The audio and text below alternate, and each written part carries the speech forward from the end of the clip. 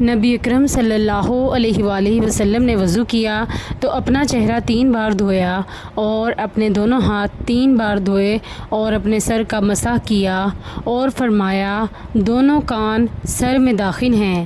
امام ترمذی کہتے ہیں اور بعض اہل علم نے کہا ہے کہ کان کے سامنے کا حصہ چہرے سے ہے اور اس لیے اسے دھویا جائے، اور پیچھے کا حصہ سر میں سے ہے اس لیے اسے مسح کیا جائے۔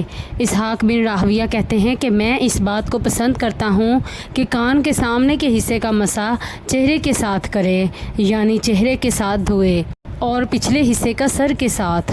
شافعی کہتے ہیں کہ دونوں الگ الگ سنت ہیں، اس لیے دونوں کا مسح نئے پانی سے کرے۔ سنن ترمذی حدیث نمبر 37۔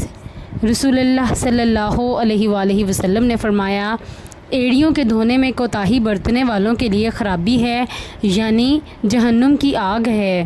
امام ترمذی کہتے ہیں نبی اکرم صلی اللہ علیہ وآلہ وسلم سے مروی ہے کہ ان ایڑیوں اور قدم کے تلووں کے لیے جو وضو میں سوکھی رہ جائیں خرابی ہے، یعنی جہنم کی آگ ہے۔